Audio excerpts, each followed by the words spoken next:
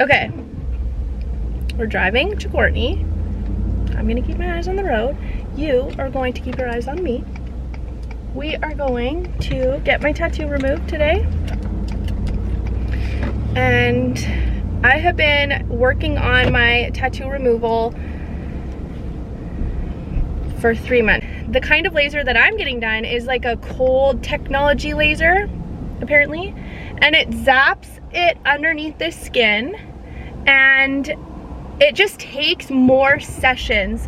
So the zapping underneath the skin takes it away a little by, like a little at a time, instead of just all at once. So anyway, it was really funny. The first night, so I told Jake I was getting my tattoo removed. I went to get my tattoo removed, and obviously Jake had seen like videos or something online where they do the removal and then the tattoo's gone, because he gets home from work that night and he's like, let me see it, let me see it. And he takes one look at my neck, which was like looking completely normal. Like it looked exactly like how it always looked. He looks at me and he's like, I hate to break it to you, but you still have a tattoo. And I'm like, yeah, no shit. Like, I knew that I was still gonna have it. He didn't know that it takes multiple sessions. So anyways, I'm driving to Courtney. We're gonna get my 3rd session of tattoo removal. She told me that it can take like 6 to 12 depending on your skin type. She said by number 4, you should really start to see that it's shifting. The reason that I'm getting this tattoo removed, like I'll show you the pictures.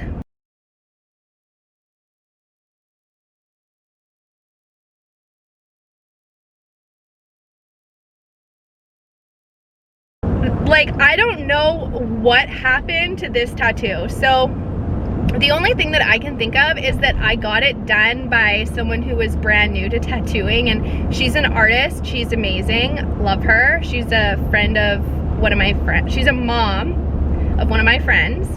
So I knew her already.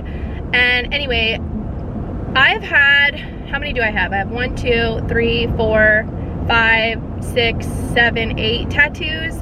And this one on the back of my neck was by far the absolute most painful tattoo I've ever had. And at the time, I just thought, I told everybody, never get a tattoo on your neck. Like, it's so painful. And then I've had people tell me like, no, it isn't.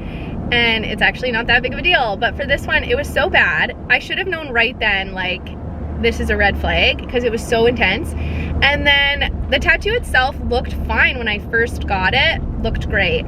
And then it was like not even, you know, like a little while later, shit, I don't have a mask.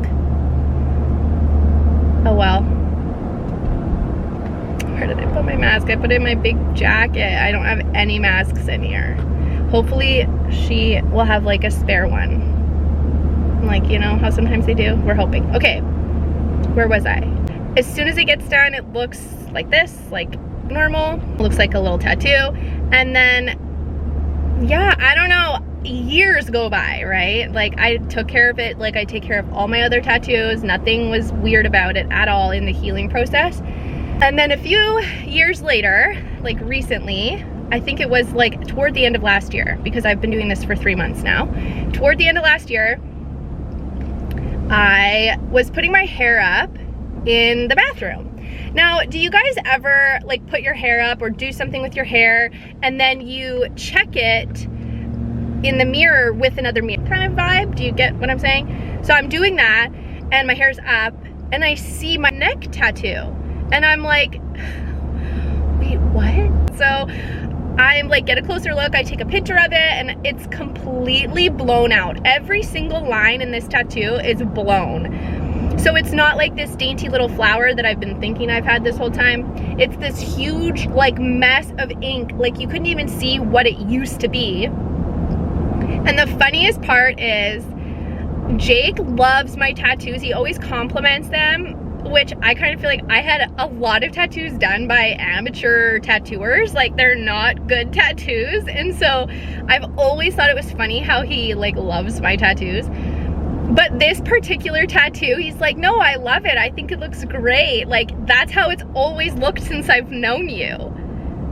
And I had no idea, obviously, because it's on the back of my fucking neck. Well, anyways, needless to say, I booked a tattoo removal that day because the way I think about this is like, any of my other tattoos in any other part of my body, like, maybe wouldn't be a big deal. Like, I also got another one by that same woman who did the back of my neck. She did one on my back and it looks like shit too, so it kind of needs to go, but it's not as obvious. So like, anybody would see the one on the back of my neck anytime I wear my hair up.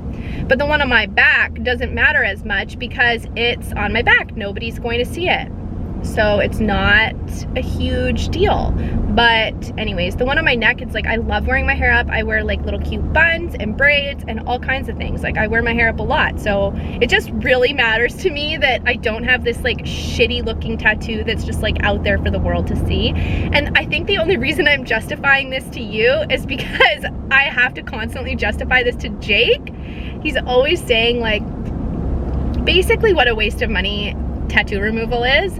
But I think that he's a bit of a special case because he's covered in similar tattoos to the one on the back of my neck. Like, he has half finished tattoos, he has stick and poke tattoos that he did himself that are half faded.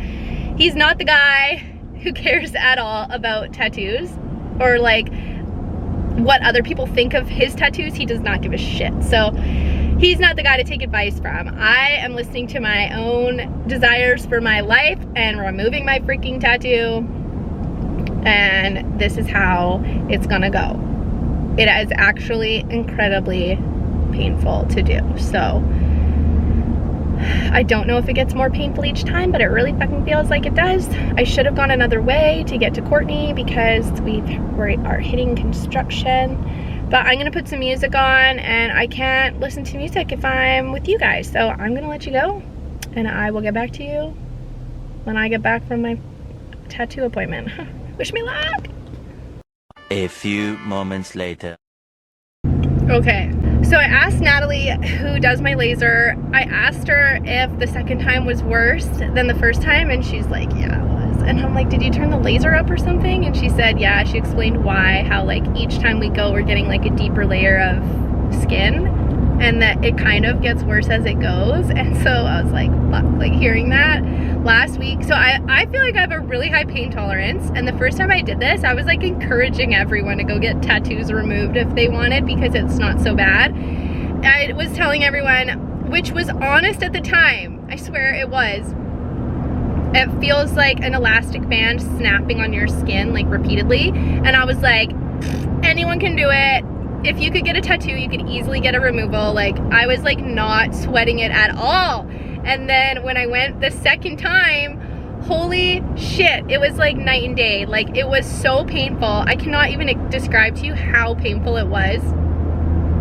It was like, so instead of snapping rubber bands on you, they're like cutting you with fucking razor blades or something. Like, it's so painful. So now I fully take it back. Like, I fully take it back. Don't get shitty tattoos. Then you don't have to get them removed, and then you'll solve this whole problem. So yeah, anyway, so I am on my third one. Natalie is great. She does a wonderful job. I'm gonna show you, once I get home, I'll show you the back of my neck so you can see what it's looking like. Yeah. It was like, okay, bye. Okay, ladies, here we go. Let's see the back of the neck. Ready? I'm really hopeful that you can see this. This is what she's looking like after 3 sessions.